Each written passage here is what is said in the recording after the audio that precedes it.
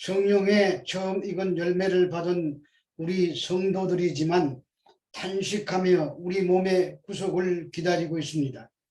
그런데 피조물들까지도 썩어짐의 종로로탄 데서 해방되어 하나님의 자녀들이 영광의 자유에 이르는 날을 고대하며 탄식하고 있습니다.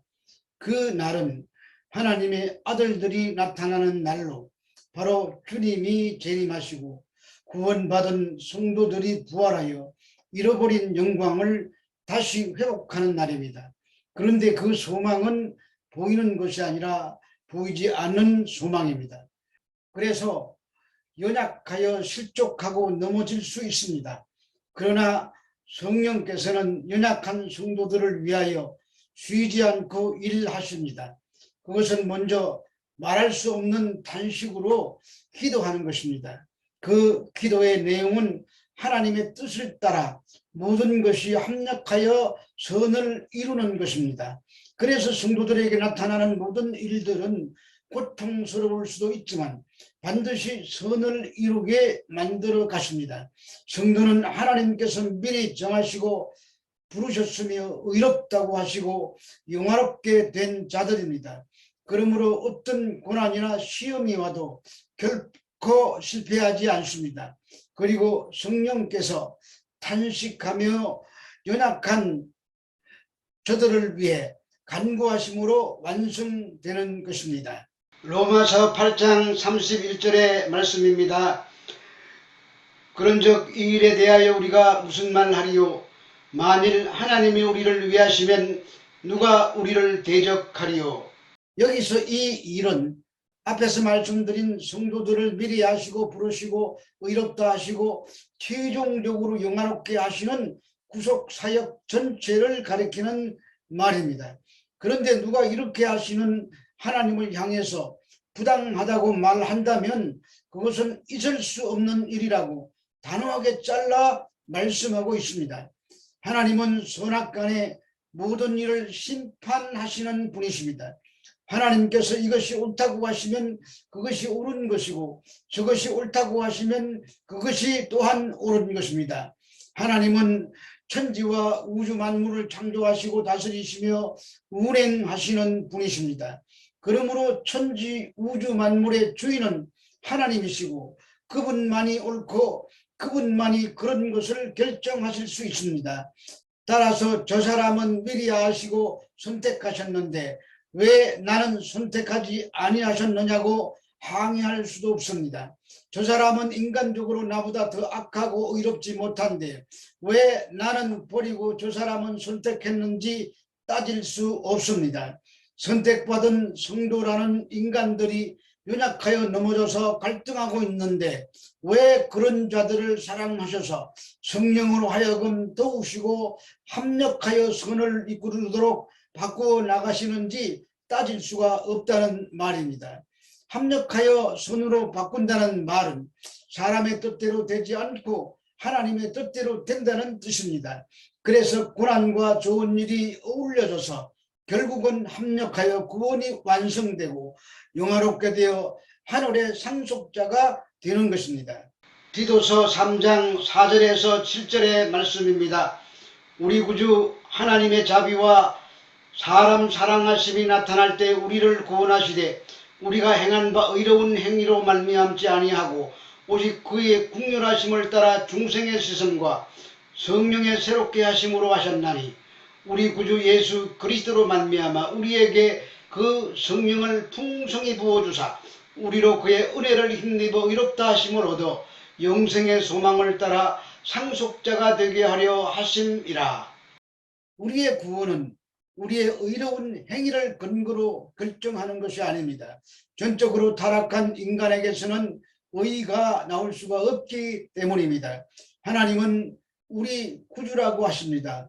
이 말은 예수 그리스도께서 타락한 인간을 구원하시기 위해 이 세상에 육신을 입고 오셨으며 자신을 인류의 속죄양으로 들이셨습니다.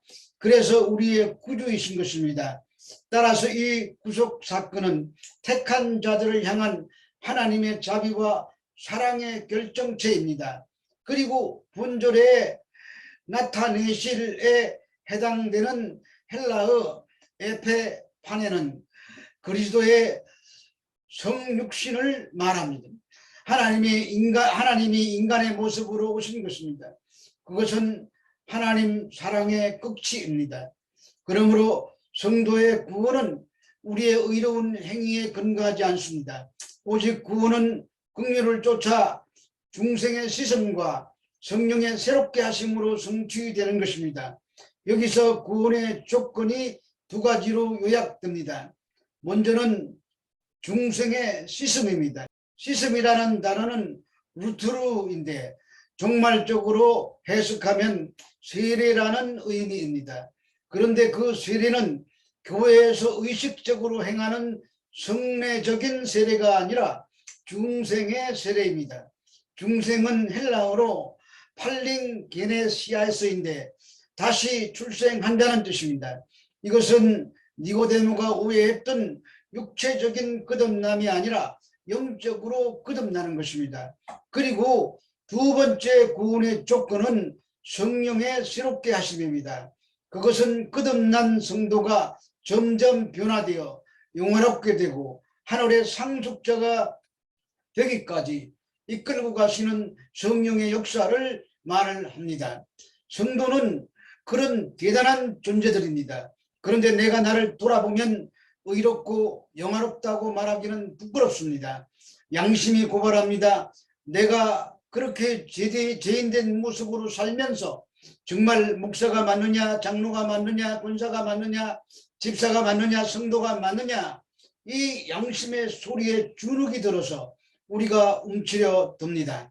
그러나 죄인을 어렵다고 하시는 분은 천지 만물을 창조하시고 홀로 주관하시는 하나님이십니다. 천지 만물이 다 주님의 뜻대로 창조되고 유지되고 주님의 뜻대로 돌아가게 되어 있습니다. 어느 누구도 시비를 걸 수가 없습니다. 혹 우리가 부당하게 보인다고 할지라도 감히 시비를 걸 수가 없습니다. 그것은 하나님은 언제나 옳으시기 때문입니다. 하나님의 결정과 일하심은 모든 것이 다 선입니다.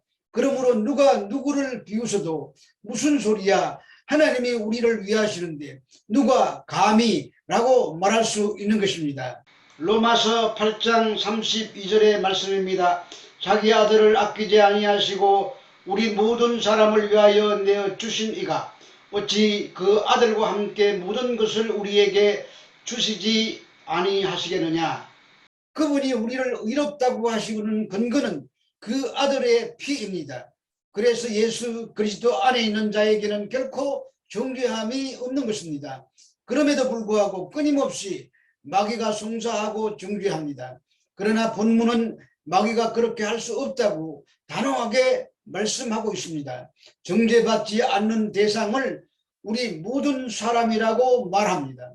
모든 사람이란 주님의 몸된 교회와 그 교회의 구성원인 성도 한 사람 한 사람을 말합니다.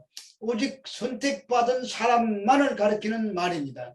그리고 하나님을 자기 아들을 아끼지 아니하시고 우리 모든 사람을 위하여 내어주신이라고 하면서 어찌 그 아들과 함께 모든 것을 우리에게 주시지 않겠느냐고 하십니다. 여기서 모든 것은 구원 자체와 하늘과 땅의 모든 권세와 장차 천사까지도 부릴 수 있는 권세를 말합니다. 성도는 그렇게 모든 것을 이미 받은 존재들입니다. 그런데 어떤 설교자들은 본문을 이용하여 무엇이든지 원하고 구하기만 하면 아들까지 내어주신 하나님께서 안 주실 리가 없다고 하면서 다 구하라고 가르칩니다. 그러면 하나님께서 흔들어 넘치도록 하여 안겨주실 것이라고 말합니다. 뿐만 아니라 하나님께서 아들도 아끼지 아니하시고 주셨는데 왜 당신들은 아낌없이 교회에 헌금하지 않느냐고 호통을 치면서 물질을 강요하기도 합니다. 그것은 사기입니다. 개역 성경에는 값없이 주다, 은혜를 베풀다라는 뜻을 가진 헬라어 카리조마이라는 단어가 빠져 있습니다. 그래서 원문대로 그 말을 집어넣어서 번역하면 그 아들과 함께 모든 것을 은혜로 몽땅 다 주셨다는 뜻이 됩니다. 이제 더 이상 줄 것이 없다는 뜻입니다. 그 말은 성도들이 그만큼 존귀한 존재라는 뜻입니다. 이처럼 하나님께서 택한 자들을 위하여 전부를 주신 귀한 존재가 성도라는 말입니다. 로마서 8장 33절에서 34절의 말씀입니다. 누가 능히 하나님께서 택하신 자들을 고발하리요? 의롭다 하신 이는 하나님이시니 누가 정죄하리요? 죽으실 뿐 아니라 다시 살아나신 이는 예수 그리스도시니 그는 하나님 우편에 계신 자요 우리를 위하여 간구하시는 자시니라. 하나님의 택하신 자들을 고발하겠느냐고 합니다. 이 말은 31절에 대적하리요와 비슷한 뜻입니다. 고발한다는 말은 재판정에서 사용하는 용어입니다. 스가랴서에 보면은 사단이 여호와 앞에서 대제사장 여호수아를 고발하는 장면이 나옵니다. 그때 하나님께서 여호수아가 입은 더러운 옷을 벗기라고 하십니다. 죄악을 제거하신다는 뜻입니다. 그리고 아름다운 옷을 입히고 정결한 관을 씌우라고 하십니다. 의롭고 영화롭게 된다는 뜻입니다. 그래서 여호수아는 사단의 고발에도 불구하고 의인으로서 하나님 앞에 당당히 설 수가 있었습니다. 성도들에게도 이런 일이 똑같이 일어나게 될 것입니다. 비록 자신들이 죄로 갈등하고 율법이 정죄하고 사단이 고발한다고 할지라도 하나님께서 깨끗다고 하시면 누구도 정죄하거나 고발할 수 없는 것입니다. 하나님께서 의롭다고 하셨는데 누가 정죄하겠느냐고 하십니다. 성도를 정죄하는 것은 율법입니다. 그런데 성도는 옛 남편인 율법에서 벗어나 새 남편인 예수 그리스도의 아내가 된 자들입니다. 이제 더 이상 죽은 남편에게 매여 살 필요가 없습니다. 그래서 율법의 정죄에서 벗어난 것입니다.